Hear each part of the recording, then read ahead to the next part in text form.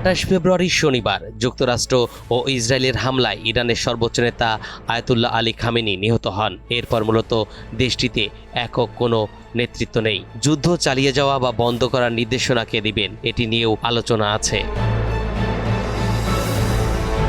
এমনকি ইরানি বাহিনীগুলোর উপর এখন কারো নিয়ন্ত্রণ নেই।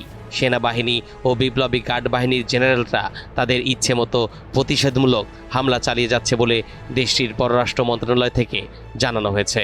ফলের নির্যাস ও দুধের সমন্বয়ে পোলার টর্নেডো গ্রিন অ্যাপল আইসক্রিম। মন ভালো থাক।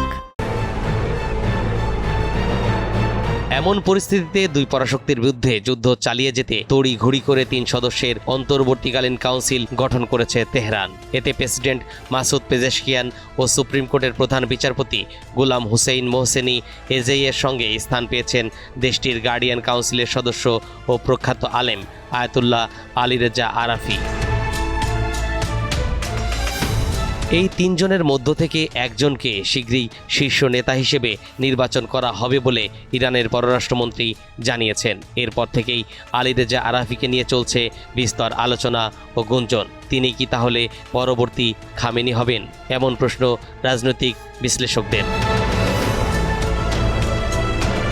এমতো অবস্থায় একটি বিষয় স্পষ্ট যে বিশাল নেতৃত্বের শূন্যতার মুখে পড়েছে ইরান। খামেনির উত্তরসূরি নির্বাচিত না হওয়া পর্যন্ত রাষ্ট্রীয় দায়িত্ব পালন করছে 3 সদস্যের একটি অন্তর্বর্তীকালীন কাউন্সিল। এই কাউন্সিলের অন্যতম সদস্য আলী রেজা আরাফি, যিনি নিহত সর্বোচ্চ নেতার অত্যন্ত বিশ্বস্ত সহযোগী ছিলেন। আয়াতুল্লাহ আলী রেজা আরাফি একজন অভিজ্ঞ আলেম, যিনি ইরানের সর্বোচ্চ নেতা খামেনির অত্যন্ত প্রিয়ভাজন ছিলেন। 1959 সালে ইরানের কেন্দ্রীয় ইয়াজদ প্রদেশে তিনি জন্মগ্রহণ করেন। 67 বছর বয়সী এই আলেম আরবি ও ইংরেজি ভাষায় দক্ষ এবং তার বেশ কিছু বই ও নিবন্ধ প্রকাশিত হয়েছে।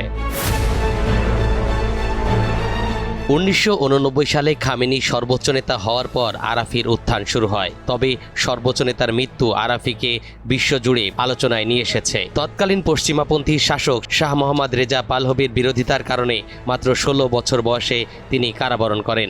1992 সালে মাত্র 33 বছর বয়সে তিনি মেয়বোধ শহরের জুম্মার নামাজের ইমাম নিযুক্ত হন, যা খামেনির গভীর আস্থার প্রতীক হিসেবে দেখা হয়। তিনি বর্তমানে অ্যাসেম্বলি অব এক্সপার্টের দ্বিতীয় ভাইস প্রেসিডেন্ট। আরাফিকে ইরানের লিডারশিপ কাউন্সিলের আইনজ্ঞ সদস্য হিসেবে নিযুক্ত করা হয়েছে। কাউন্সিলের 3 সদস্যের মধ্যে আরাফি সবচেয়ে তরুণ। রোববার তিনি এক হুঙ্কারে বলেন, জাতি বিপ্লবের পথেই চলবে এবং জনগণ প্রিয় তরুণ ও শিক্ষার্থীদের রক্তের প্রতিশোধ নেবে। যুক্তরাষ্ট্র ও ইসরায়েলের হামলায় ইসলামী বিপ্লবী নেতা আয়াতুল্লাহ আল খামেনি, একাধিক জ্যেষ্ঠ সামরিক কমান্ডার এবং শত শত বেসামরিক নাগরিক নিহত হয়েছে। এর জবাবে ইরান অপারেশন ট্রু প্রমিস 4 শুরু করে। এই অভিযানে ইসরায়েলের লক্ষ্যবস্তু এবং মধ্যপ্রাচ্যের বিভিন্ন স্থানে মার্কিন সামরিক ঘাঁটিতে ব্যাপক ক্ষেপণাস্ত্র ও ড্রোন হামলা চালাচ্ছে ইরান। তরিকুল ইসলাম, NTV অনলাইন।